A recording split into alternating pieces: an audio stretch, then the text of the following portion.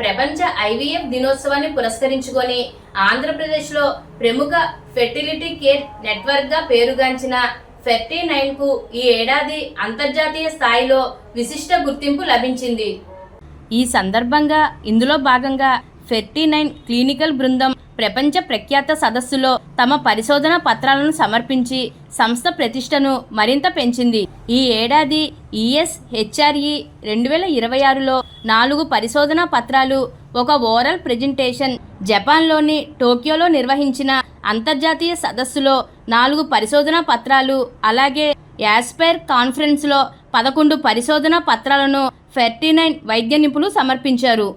ఈ సందర్భంగా ఫెర్టీ9 రాజమహేంద్రవరం డాక్టర్ అశ్విని ఉయ్యూరి మరియు డాక్టర్ సౌమ్య వరుదు మాట్లాడుతూ, మారుతున్న జీవనశైలి, పెరుగుతున్న ఒత్తిడి, ఆలస్య వివాహాలు, మహిళలు మరియు పురుషుల్లో ఆరోగ్య సమస్యలు సంతాన ఉత్పత్తిపై ప్రభావం చూపుతున్నాయని అన్నారు. అయితే సరైన సమయంలో ఫెర్టిలిటీ నిపుణులను సంప్రదించి అవసరమైన పరీక్షలు, ఆధునిక చికిత్సలు ప్రారంభిస్తే తల్లిదండ్రులయ్యే అవకాశం మరింత మెరుగుపడతాయని అన్నారు.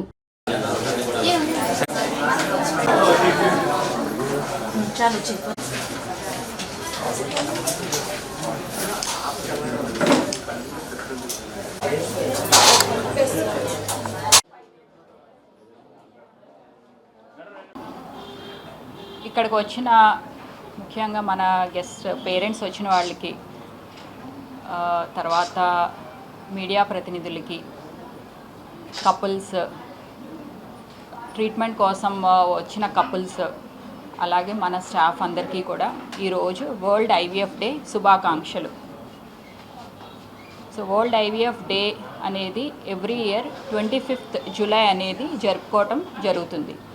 ఈ వరల్డ్ ఐవీఎఫ్ డే సెలబ్రేషన్స్, అసలు దీని యొక్క ప్రాముఖ్యత ఏంటంటే, సో జూలై 25th 1978 ఇయర్లో యూకేలో ఫస్ట్ ఐవీఎఫ్ బేబీ అనేది డెలివరీ అయిందనమాట.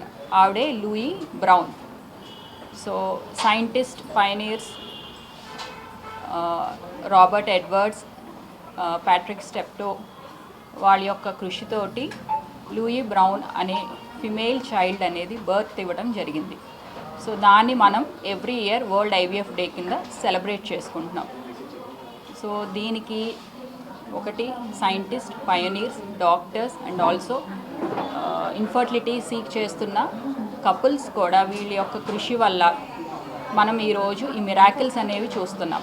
World wide 12 million IVF babies అనేది ఇప్పుడు వరకు బర్త్ అనేది చూస్తున్నాం అన్నమాట.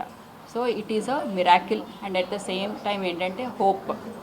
సో దీన్ని మనం ఎవ్రీ ఇయర్ 49లో రెగ్యులర్గా జరుపుకుంటున్నాము. ఇది మాకు ఒక ఫెస్టివల్ లాంటిది. సో చాలామంది కపుల్స్ ఓన్లీ 3 టైర్ సిటీస్లోనే అందుబాటులోనే ఉంటాయి అడ్వాన్స్డ్ ట్రీట్మెంట్స్ అని.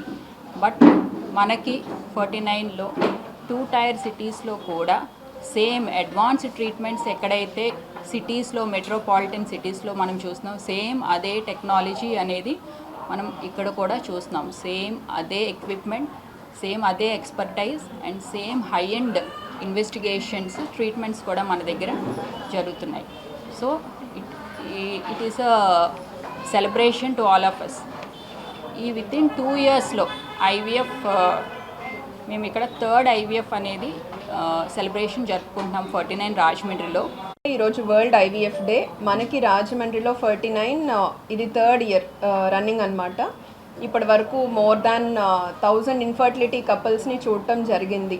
అండ్ ఇన్ఫర్టిలిటీ కూడాను చాలా ఎక్కువ అవుతుంది డే బై డే, అది అందరికీ తెలిసినదే. ఇప్పుడు మనకి చూసుకున్నట్లయితే ఆంధ్రాలో ప్రతి కపుల్కిను fertility rate, total fertility rate అనేది 1.7 ఉంది. అంటే ఒక కపుల్కి ఆన్ అన్ యావరేజ్ 1.5 కింద కన్సిడర్ చేస్తామన్నమాట. ఇది ఎందుకు అంత ఇంపార్టెంట్ అని అంటే, ఫర్టిలిటీ రేట్ అనేది బాగా తగ్గిపోతుంది. ఇది ఇలానే కొనసాగుతూ ఉన్నట్లయితే ఒక 20 to 30 ఇయర్స్లోగా ప్రతి కపుల్కి ఒక చైల్డ్ ఉండడం కూడాను డిఫికల్ట్ అవుతుందన్నమాట. దీని వలన యూత్ ఎవరైతే ఉంటారో, యంగ్ యాక్టివ్ పాపులేషన్ తగ్గిపోయి ముసలి వాళ్ళు ఎక్కువ అవ్వడము, ఓవరాల్గా కెపాసిటీ ఆఫ్ ద పాపులేషన్ అనేది తగ్గిపోతుంది. వర్కింగ్ పాపులేషన్ అవ్వనివ్వండి, రిప్రొడక్టివ్ యాక్టివ్గా ఉన్న పాపులేషన్ అవ్వనివ్వండి, ఇకానమీ కూడా బాగా ఎఫెక్ట్ అవుతుంది ఇలా అయినట్లయితే. అందుకనే ఇప్పుడు అడ్రస్ చేయడం ఈ ఇష్యూని అన్నది చాలా ఇంపార్టెంట్. ఇకపోతే ఇన్ఫర్టిలిటీ విషయానికి వచ్చేసరికి female factor or male factor, మనకి సాధారణంగా సొసైటీలో ఉన్న అపోహ ఏంటి అని అంటే ఇన్ఫర్టిలిటీ అని అంటే ఫీమేల్లోనే ప్రాబ్లం అని. బట్ కాదు, స్టాటిస్టిక్స్ కానీ రీసెర్చ్ కానీ స్టడీస్ ఏం చెప్తుంది అని అంటే 50-50. మన దగ్గరికి వచ్చే పేషెంట్స్లో 50% మంది మగవారి లోపం వలన పిల్లలు కలగకుండా బాధపడుతున్నారు. వాళ్ళందరూ కూడాను ఫీమేల్లోనే లోపం ఉంది అనుకుని వదిలేస్తున్నారనమాట. నెక్స్ట్ ఏంటి అని ట్రీట్మెంట్ చేయించుకోకుండా. ఇది one of the important thing. Next వచ్చేసరికి మన 49లో రాజమండ్రిలో ఇది 3rd ఇయర్ అవ్వటం, ఇంతమంది ఇన్ఫర్టైల్ కపుల్స్కి ఇప్పుడు మీరు చూసినట్లయితే ఇక్కడ కూడాను చాలామంది విత్ బేబీస్ వచ్చారు, డెలివరీ అయ్యి వాళ్ళ పిల్లలతోని వచ్చి మనతో ఈ సెలబ్రేషన్ని పార్టిసిపేట్ చేసుకుంటూ ఉన్నారనమాట. And coming to 49, not only treatment, research పరంగా కూడాను క్లినికల్ రీసెర్చ్ అంటే ఏంటి అని అంటే ఇప్పటి వరకు మనం ట్రీట్మెంట్ చేసే విధానాలు ఎలా ఉన్నాయి, ఏ ఏరియాలోనైనా మనం మెరుగుపరుచుకోగలుగుతామా, ల్యాబ్ ఎలా ఉంది, మన ల్యాబ్ ఎక్విప్మెంట్ కానీ అడ్వాన్స్డ్ వరల్డ్ క్లాస్ టెక్నాలజీ. పిల్లలు లేకుండా ఎవరైతే బాధపడుతున్నారో, మ్యారేజ్ అయింది 1 ఇయర్ అవుతుంది ఇంకా పిల్లలు కలగట్లేదు అని అంటే డైరెక్ట్ ట్రీట్మెంట్ అని కాదు, ఫస్ట్ అసలు వాళ్ళలో ఏమైనా సమస్య ఉందా లేదా ఒక కన్సల్టేషన్ అనేది ఇంపార్టెంట్. ఇద్దరిలో బోత్ వైఫ్ అండ్ హస్బెండ్ ఇద్దరు కూడా ఒకసారి వెళ్ళి బేసిక్ చెకప్ చేయించుకుని స్కాన్, ఒక సెమెన్ అనాలిసిస్ చూసుకున్నట్లయితే ఏదైనా సమస్య ఉంటే నెక్స్ట్ స్టెప్ ఏంటి అని అర్లీగా డెసిషన్ తీసుకోవడానికి, ప్రెగ్నెన్సీ రావడానికి హెల్ప్ అవుతుందన్నమాట. అంతేగాని పిల్లలు లేరు అని అంటే ఎక్కువ ఖర్చు అయిపోతుందేమో లేదా న్యాచురల్గా వస్తుందేమో టాబ్లెట్స్తో అయిపోతుందేమో అని పెరిఫరీలోనే ఎక్కువ ఇయర్స్ టాబ్లెట్స్ వాడుతూ టైం వేస్ట్ అనేది చేస్తారు. సో వాల్యుబుల్ టైం అనేది వాళ్ళు లూజ్ అవుతారు. దానివలన వాళ్ళకున్న ఏదైనా కనుక ఒకవేళ లోపం ఉన్నట్లయితే అది ఇంకా ఇంక్రీజ్ అవుతుంది తప్ప ఏజ్ పెరిగే కొద్దీ న్యాచురల్గా ప్రెగ్నెన్సీ రావడం అన్నది జరగదు. ఒకవేళ ఏ ప్రాబ్లం లేదనుకోండి, చిన్న చిన్న సజెషన్స్తో డాక్టర్ హెల్ప్తో ప్రెగ్నెన్సీ న్యాచురల్గా వచ్చేదానికి హెల్ప్ కూడా అవుతుంది అర్లీగా డాక్టర్ దగ్గరికి వచ్చినట్లయితే. So first and foremost important thing అర్లీగా డాక్టర్ని సంప్రదించడం అన్నది ఇంపార్టెంట్. గురించి పిల్లల గురించే కాదు, it is a treatment for even genetic disorders కానీ బ్లడ్ డిజార్డర్స్లో. So I would suggest premarital చెకప్కి.